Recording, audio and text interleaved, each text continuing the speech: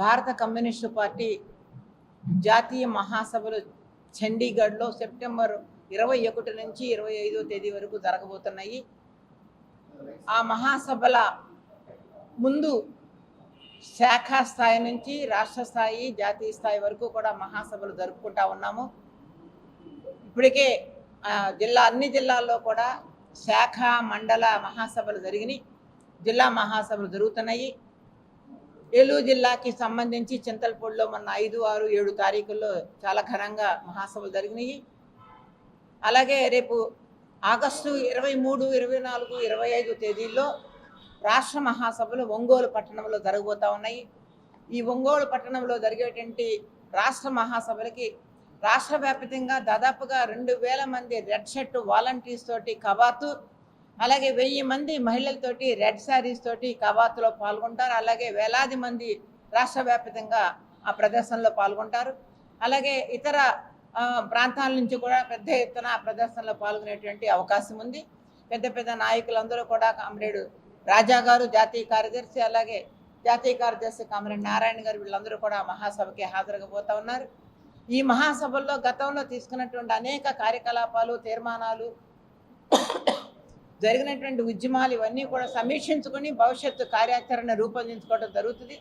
ఈరోజు రాష్ట్రంలో మనకి గతంలో మహాసభ నాటికి ఈ మహాసభ నాటికి రాజకీయ పరిణామాలు చాలా పెద్ద ఎత్తున మార్పు చెందినవి. గతంలో జగన్మోహన్ రెడ్డి పరిపాలనలో ఉన్నాడు. జగన్మోహన్ రెడ్డి పరిపాలనలో ఆ ప్రభుత్వం తీసుకున్నటువంటి అనాలోచిత చర్యలు, అప్రజాస్వామిక పద్ధతుల మీద జనము విరక్తి చెందినటువంటి నిరసన తెలియజేస్తూ అతన్ని ఓడించడం జరిగింది. తిరిగి కూటమి ప్రభుత్వాన్ని, తెలుగుదేశం ప్రభుత్వాన్ని అధికారంలో తీసుకురావాలి. అలాగే ఈ రోజున కూటమి ప్రభుత్వం అధికారంలోకి వచ్చే సంవత్సరం దాటింది. కానీ వారు ఏదైతే అధికారంలోకి వచ్చే ముందు హామీలు ఇచ్చారో, ఏవైతే వాళ్ళు మేనిఫెస్టోలో పేర్కొన్నారో, వాళ్ళు ప్రకటించినటువంటి సూపర్ 6లు కానీ ఇవన్నీ కూడా 1, 2 మినహాయించి మిగిలినవన్నీ కూడా చెప్పినటువంటి హామీలు ఇంతవరకు కూడా ఒక్కడు కూడా కనీసం ఏజెండాకి రూపం తీసుకునేటువంటి పరిస్థితి కనిపిస్తూ ఉంది. కానీ ఆ సూపర్ 6 పథకాలు పక్కన పెడితే ఈరోజు రాష్ట్ర వ్యాప్తంగా మద్యం అనేది చాలా పెద్ద ఎత్తున ఒక మాఫియాలాగా తయారైంది. ఈ మద్యం మాఫియా చేతిలో ఈ రోజున మొత్తం తెలుగుదేశం నాయకులంతా కూడా ఆ పంచుకోటాలు, వాటాలు అన్నట్లుగా తయారైనటువంటి పరిస్థితి మనం చూస్తూ ఉన్నాము. అలాగే ఇసుక మాఫియా కూడా చాలా పెద్ద ఎత్తున దోపిడీకి, ఇంకా ఈ పార్టీ ఆ పార్టీ అనేటువంటి తేడా లేకుండా అటు వీళ్ళు వ్యాపారాలకు వచ్చేసరికల్లా, దోపిడీకి వచ్చేసరికల్లా, మాఫియాకి వచ్చేసరికల్లా అందరూ ఒకటేటువంటి పరిస్థితిని చాలా ప్రాంతాల్లో చూస్తున్నాము. అటు మద్యం మాఫియా, ఇసుక మాఫియాతోటి కూటమి ప్రభుత్వము చాలా అవినీతిలో కూరుకుపోయినటువంటి పరిస్థితి. చివరికి ఎమ్మెల్యేల దగ్గర నుంచి మొత్తం అందరూ కూడా పెద్ద ఎత్తున అవినీతి ఆరోపణలు ఎదుర్కొంటా ఉన్నారు, అవినీతిలో కూరుకుపోతూ ఉన్నారు. కింద స్థాయిలో అందరూ కూడా చెప్పడం జరుగుతూ ఉంది. చూస్తూ ఉన్నటువంటి పరిస్థితి కనిపిస్తూ ఉంది. ఈ నేపథ్యంలోనే ఇటీవల వామపక్ష పార్టీలు సమావేశం జరిగి వామపక్ష పార్టీలన్నీ కూర్చుని కొన్ని ప్రధానంగా విద్యుత్తు ఛార్జీలకు వ్యతిరేకంగా, అలాగే ప్రభుత్వం తీసుకొచ్చినటువంటి స్మార్ట్ మీటర్లని బిగించేదానికి వ్యతిరేకంగా ఆందోళనకి పిలిపివ్వటం జరిగింది. ఇప్పటికే అన్ని ప్రాంతాల్లో కూడా రౌండ్ టేబుల్ సమావేశాలు, సదస్సులకి ప్లాన్ చేశారు. ఈ ఇంటింటికి తిరిగి స్మార్ట్ మీటర్ల మీద, విద్యుత్ ఛార్జీలు పెంచిన దాని మీద గతంలో చంద్రబాబు నాయుడు, జగన్మోహన్ రెడ్డి వీళ్ళు స్మార్ట్ మీటర్లు బిగిస్తానంటే నారా లోకేష్ గారు ఒక పెద్ద ఎత్తున ఒక స్టేట్మెంట్ ఇచ్చారు. మీకు బిగిస్తానికి వస్తే మీరు పగలగొట్టండి అన్నాడు. మీరు పగలగొట్టండి, స్మార్ట్ మీటర్లు బిగిస్తానికి వస్తానని అన్నాడు. కానీ ఈ రోజున అదే ప్రభుత్వం ఈ స్మార్ట్ మీటర్లు బిగిస్తానికి ముందుకు వస్తూ ఉంది. ఆల్రెడీ కొన్ని ప్రాంతాలు ప్రారంభించారు కూడా. అందుకే మేము అడుగుతా ఉన్నాం ఈ కూటమి ప్రభుత్వాన్ని, తెలుగుదేశం ప్రభుత్వాన్ని. ఆనాడు జగన్మోహన్ రెడ్డి అధికారంలో ఉన్నప్పుడు మీరు ఇచ్చినటువంటి స్లోగన్ ఏంటి, మీరు ఇచ్చినటువంటి నినాదం ఏమిటి, ఈరోజు మీరు చేస్తున్నది ఏమిటి, మీరు ఎందుకు ఈ స్మార్ట్ మీటర్లు బిగించేదానికోసం మీరు సానుకూలంగా ఎందుకు వెళుతున్నారు అంటే, మీకు కూడా జగన్మోహన్ రెడ్డి ఏ రకంగా అయితే ఆదానితో ఒప్పందాలు చేసుకుని అమెరికాలో ఉన్నటువంటి కోర్టుల్లో కూడా కేసులు వేసుకుని అపాసపాలై నడుస్తూ ఉండే పరిస్థితి ఉందో, మరి ఈ రోజున మీరు కూడా ఆ రకంగా ఆదానితో ఒప్పందాలని రద్దు చేయడానికి అవకాశమే లేదని చెప్పి చంద్రబాబు నాయుడు ప్రకటిస్తూ ఉంటే, అయితే మీరు కూడా ఆదాని దోపిడీని ఈ రకంగా మీరు కూడా దాన్ని ఆమోదిస్తున్నారని చెప్పేసి మేము ప్రశ్నిస్తూ ఉన్నాము. అందుకే మీరు ఏదైతే ఆ రోజున స్మార్ట్ మీటర్లు బదలగొట్టండి అన్నారో నారా లోకేషే చెప్పారు. మరి ఈ రోజున మీరు ఆ స్మార్ట్ మీటర్లు బిగిస్తానికి మీ ప్రభుత్వమే ముందుకు వస్తూ ఉన్నటువంటి పరిస్థితి. అలాగే ఏనాడో కాల్చుకున్నటువంటి డ్రాప్ ఛార్జీలు కానివ్వండి, ఈ పెరిగినటువంటి మేము ఒక్క రూపాయి కూడా విద్యుత్ ఛార్జీలు పెంచము అని చెప్పి చాలా స్పష్టంగా చంద్రబాబు నాయుడు ఉపన్యాసాలు అనేక సందర్భాల్లో చెప్పాడు. కానీ ఈరోజు జరుగుతుంది ఏంటి? ఎక్కడ చూసినా సరే అసలు కరెంట్ అనేది ఎంత కాలుతుందో తెలియని వైర్ పుచ్చుకుంటేనే షాక్ కొట్టేటువంటి పరిస్థితి ఈ రోజున విద్యుత్ ఛార్జీలు అనేది మోగిపోతూ ఉన్నాయి. అంతకుముందు 100 రూపాయలు కాలేటువంటి విద్యుత్ ఈ రోజున 400, 500, 3 రెట్లు 4 రెట్లు కూడా వస్తున్నటువంటి బిల్స్ వస్తున్న పరిస్థితి వస్తూ ఉన్నాము. పాత ఏదైతే 2020లో వచ్చినటువంటి విద్యుత్ సంస్కరణ చట్టం ఉందో తిరిగి మళ్ళీ ఆ విద్యుత్ సంస్కరణలో పెట్టినటువంటి ఆ సంస్కరణలన్నీ కూడా ఈ రోజున ఆంధ్రప్రదేశ్లో చంద్రబాబు నాయుడు కూటమి ప్రభుత్వం అమలు చేయడానికి పూనుకుంటా ఉంది. దీనికి వ్యతిరేకంగా మొత్తం ప్రజానీకాన్ని చైతన్యవంతులు చేయాలని, ఈ స్మార్ట్ మీటర్లకు వ్యతిరేకంగా, పెరిగినటువంటి విద్యుత్ ఛార్జీలకు వ్యతిరేకంగా, విద్యుత్ సంస్కరణల చట్టానికి వ్యతిరేకంగా, ఆదానితో చేసుకున్న ఒప్పందానికి వ్యతిరేకంగా, ఈ రోజున ఆదానితో చేసుకున్న ఒప్పందం కనుక అమలు చేస్తే లక్షల కోట్ల పైన ఈ రోజున ప్రజల మీద భారం పడేటువంటి పరిస్థితి కనిపిస్తూ ఉంది.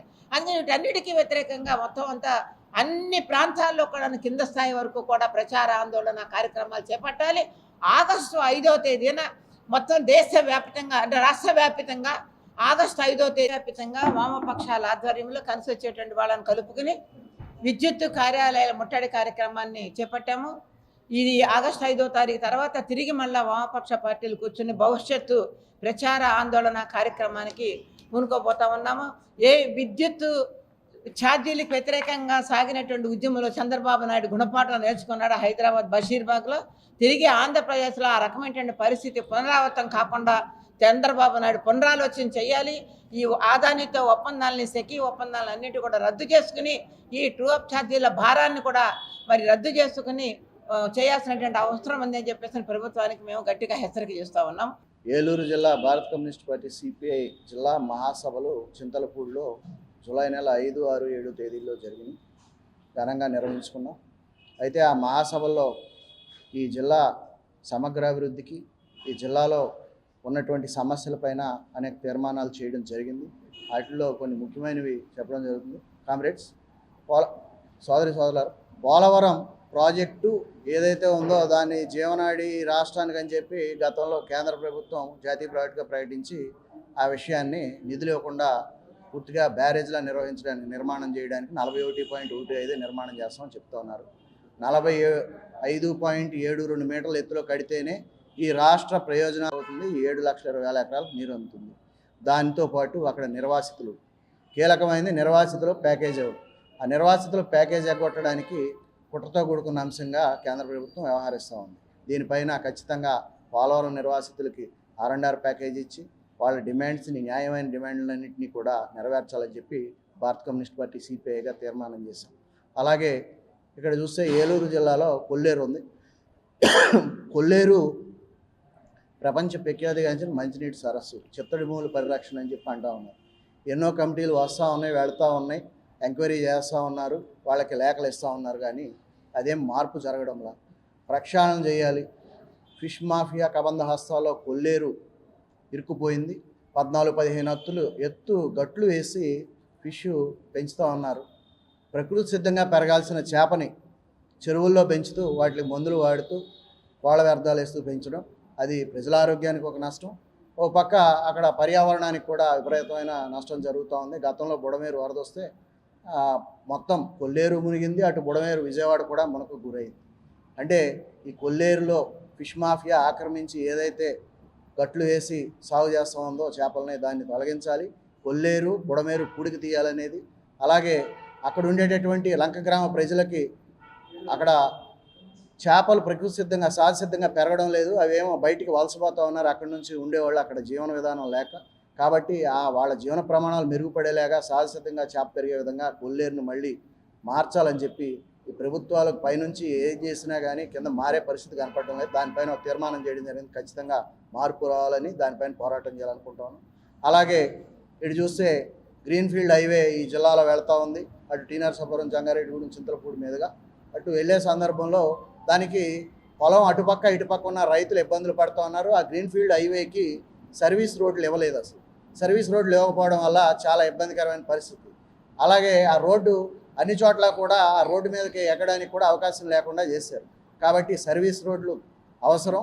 వాళ్ళు కూడా రైతులు దీని మీద బాగా వ్యతిరేకతగా ఉన్నారు. ఈ గ్రీన్ఫీల్డ్ హైవే వేయడం వల్ల నష్టం జరుగుతోంది మాకని దాని మీద కూడా మేము ఒక తీర్మానం చేయడం జరిగింది. భవిష్యత్తులో ఆ ఉద్యమం కూడా చేపట్టడం జరుగుతుంది.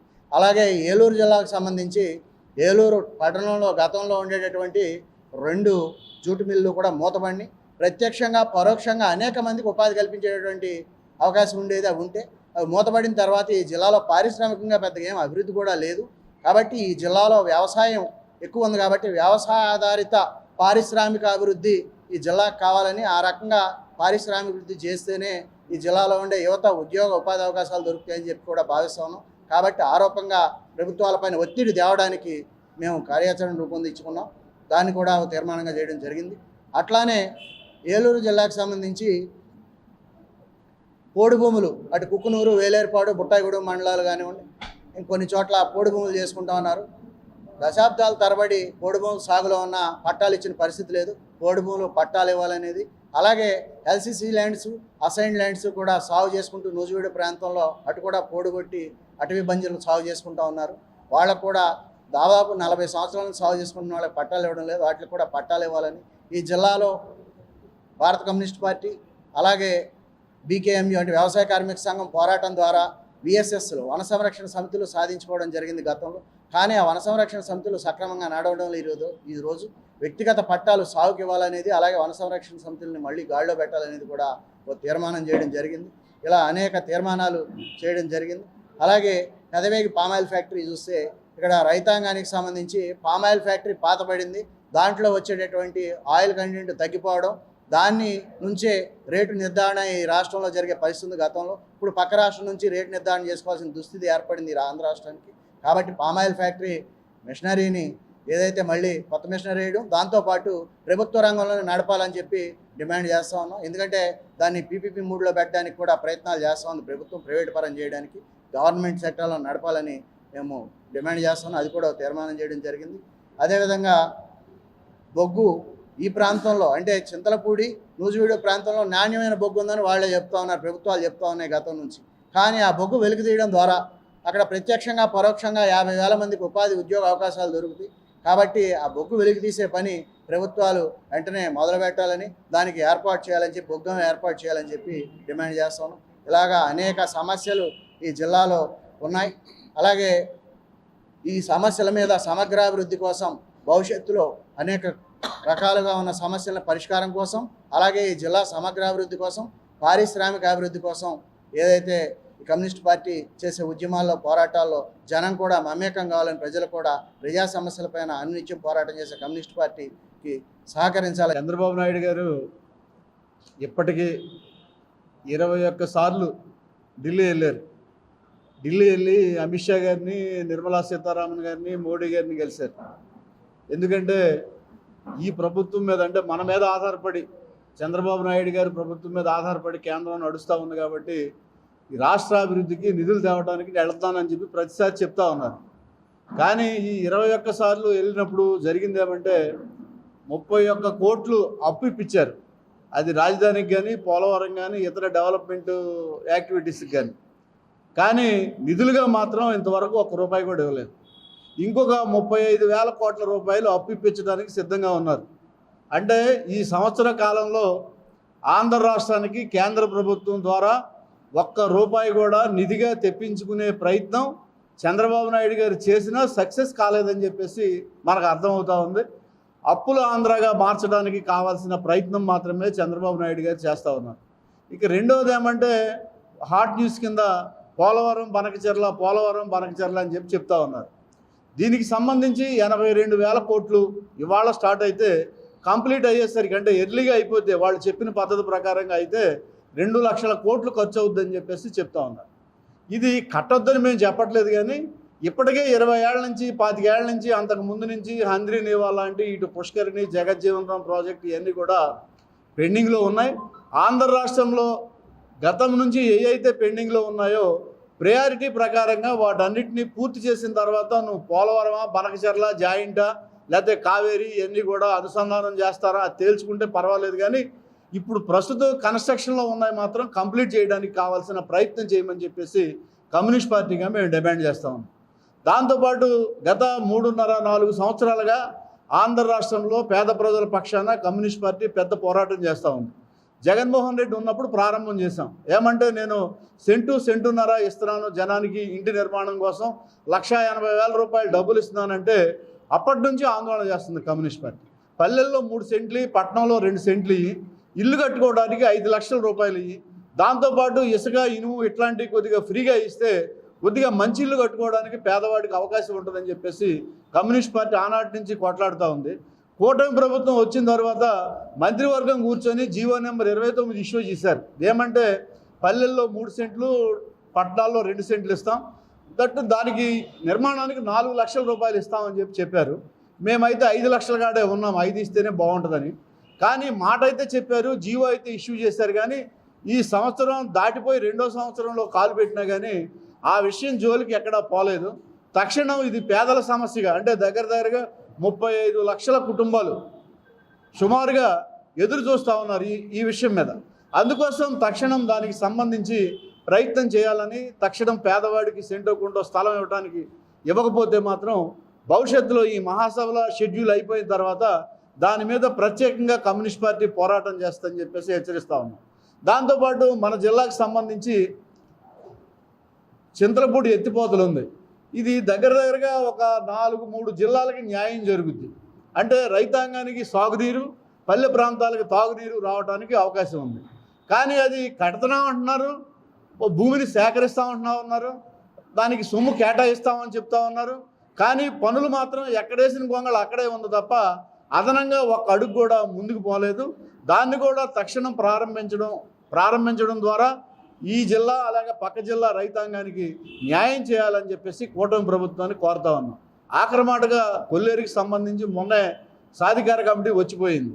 ఏం చెప్తా ఉన్నారంటే వీళ్ళందరూ కూడా థర్డ్ కాంటూరు కుదించాలని చెప్పేసి అందరూ చెప్తా ఉన్నారు. కానీ కేసు సుప్రీంకోర్టులో ఉంది. అసెంబ్లీ 2-3 సార్లు తీర్మానం చేసి పంపించింది థర్డ్ కాంటూరు కుదించాలని. ఇది పర్యావరణ సమస్య ఒకటైతే 5th కాంటూర్ దాకా కొల్లేరు లేకపోతే ఈ పరిసర ప్రాంతాలన్నీ కూడా వర్షాలు వస్తే మునిగిపోవడానికి అవకాశం ఉంది. ఎందుకంటే 18 కొండవాగుల నుంచి నీళ్లు వస్తూ ఉన్నాయి వర్షాలు పడితే. దాంతోపాటు డ్రైన్లు ఇటు హనుమాన్ జంక్షన్, గుడివాడ, విజయవాడ, ఏలూరు ఇవన్నీ కూడా వేస్ట్ వాటర్ అంతా కూడా అందులోకే పోతుంది. ట్రీట్మెంట్లు పెట్టి వాటిని మంచినీరుగా మార్చడంతో పాటు ట్రీట్మెంట్ ప్లాంట్లు పెట్టి మంచినీటిగా మార్చడం ఒక భాగం అయితే, కొల్లేరుని ఖచ్చితంగా 5th కాంటూర్ దాకా ఉంచాలని చెప్పేసి కమ్యూనిస్ట్ పార్టీ గతంలో ఆందోళన చేసింది. ఇప్పుడు కూడా అదే డిమాండ్తో మేము ఉన్నాం, దాన్ని 5th కాంటూర్ దాకా ఉంచాలని. అంటే థర్డ్ కాంటూర్ కుదిస్తే 35,000 ఎకరాలు మళ్ళీ ఫిష్ మాఫియా దోపిడీ చేయొచ్చు అనే దాంతో సిద్ధంగా ఉన్నారు. దాన్ని కమ్యూనిస్ట్ పార్టీ తీవ్రంగా వ్యతిరేకిస్తుంది. భవిష్యత్తులో ఈ జిల్లాలో ప్రజలు ఎదుర్కొంటున్న సమస్యలు అలాగే రాష్ట్ర స్థాయిలో ఉన్న సమస్యల మీద మహాసభల్లో చర్చించి తీర్మానాలు చేసి మరిన్ని పోరాటాలకి కమ్యూనిస్ట్ పార్టీ సమాయత్తం అవుద్దని చెప్పేసి ప్రత్యేకంగా మనవి చేస్తూ తెలుగులో ఫాస్టెస్ట్ న్యూస్ ఇప్పుడు కొత్త అవతారంలో 5 సెకండ్లోనే పూర్తి వార్తా సమాచారం మీ చేతిలో. సోషల్ మీడియా ట్రెండ్స్ మీ కళ్ళ ముందుకే live TV and voice search ఆప్షన్స్తో ఇప్పుడే డౌన్లోడ్ చేయండి. యాప్ లింక్ డిస్క్రిప్షన్లో ఉంది.